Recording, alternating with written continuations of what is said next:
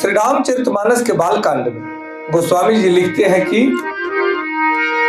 तात अनल करे सहजे सुभाव, हिमते ही निकट जाई नहीं काऊ।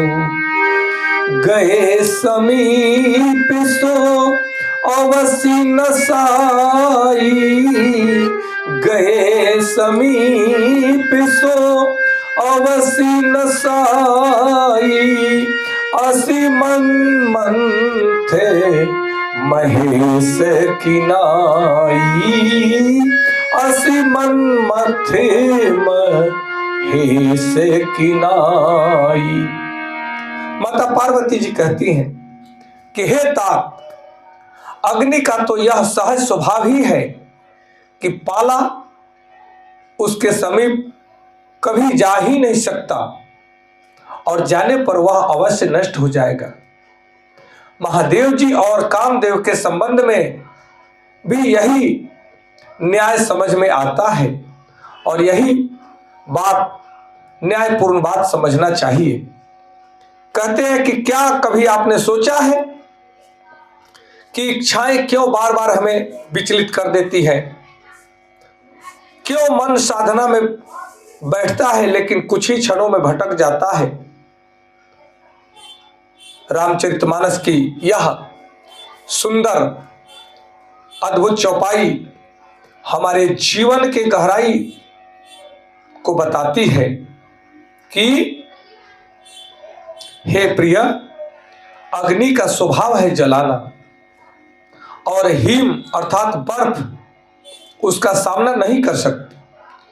जो भी बर्फ अग्नि के पास जाएगी वह अवश्य ही पिघल जाएगी। ठीक उसी प्रकार जैसे कामदेव जब भगवान शिव के समीप पहुंचे तो उनकी तपस्या की अग्नि से वे स्वयं भस्म हो गए। इस बात को समझने की आवश्यकता है कि तप की अग्नि बहुत तीव्र होती है। यह केवल पौराणिक कथा नहीं, यह हमारे जीवन का गहरा मनोवैज्ञानिक और आध्यात्मिक सत्य है कि अग्नि यानी तप, आत्मसंयम और जागरूकता, हिम यानी वासनाएं, नकारात्मक विचार, अस्थिर इच्छाएं, जब हमारे भीतर तप की अग्नि प्रज्वलित होती है अर्थात आत्मसंयम, जागरूकता और तप की प्रज्वलित अग्नि काम, क्रोध, लोभ जैसे विकार को स्वतः ही नष्ट कर देती है, जलाकर भस्म कर देती है। इसलिए इस भाव को समझना अति आवश्यक है कि भगवान शिव गहन समाधि में लीन है। देवताओं के कहने पर कामदेव उनके मन को विचलित करने आते हैं। जैसे ही कामदेव बाण चलाते हैं, भगवान शिव का तीसरा नेत्र खुलता है और भगवान शिव के तीसरे नेत्र की अग्नि से कामदेव भस्म हो जाते हैं। यह दृश्य प्रतीक नहीं है। जब चेतना जागती है तो वासना टिक नहीं पाती। यह चित्र केवल एक देखने वाली प्रतीक नहीं, यह आत्मा का प्रतीक है कि जब जागृत अवस्था में व्यक्ति अपने चेतना को जागृत कर लेता है तब तो वासनाएं उसके पास टिक नहीं पाती। और यहाँ कामदेव वासना के प्रतीक है और भगवान शिव चेतना के प्रतीक है। यह बहुत ही मनुष्य जीवन के लिए प्रेरित सिद्धांत है कि मन को अग्नि बनाइए। ध्यान, प्राणायाम, सत्संग और स्वाध्याय से अपने भीतर तप की ज्वाला को जलाइए। तप की ज्वाला को जागृत कीजिए। इच्छाओं को भगाइए मत, उन्हें दबाइए मत, बल्कि चेतना की अग्नि में वे अपने आप भस्म हो जाएंगे।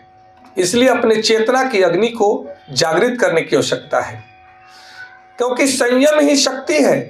जो व्यक्ति अपने मन को जीत लेता है वह संसार को जीत लेता है और उसे संसार की कोई भी विषय वस्तुएं इच्छाएं उसे डिगा नहीं सकती। हमारे जीवन में आज मोबाइल, सोशल मीडिया, आकर्षण, भोग विलास, मौज मस्ती, ये सब हमारे लिए कामदेव के बाण है। यदि भीतर भगवान शिव जैसा स्थिर ध्यान है तो ये हमें विचलित नहीं कर पाएंगे, और यदि हमारे भीतर भगवान शिव जैसा स्थिर ध्यान नहीं है तो वे मन को बार बार विचलित करेंगे और हमारा मन बार बार विचलित होगा। इसलिए यदि साधना सच्ची है तो विकार स्वयं नष्ट हो जाएंगे। इसलिए अपने साधना में लगने की आवश्यकता है। इस चौपाई का संदेश है कि अपने भीतर तप की अग्नि को जलाना है, तभी हमारे जीवन में स्थिरता, शांति और आत्मबल आ जाएगा। याद रखिए, जहां चेतना जागी कि वहां से वासना भाग जाती है, वहां टिक नहीं सकती। इसलिए हमें भगवान शिव के सिद्धांत को अपने जीवन में धारण करना है, माता पार्वती जी के सिद्धांत को अपने जीवन में धारण करना है, तभी हमारा जीवन शिवत्व को प्राप्त करेगा, शिवमय हो जाएगा। आज इतना ही, कल पुनः मिलेंगे अगले चौपाई के साथ में। हर हर महादेव, जय माता पार्वती जी, जय श्री राम।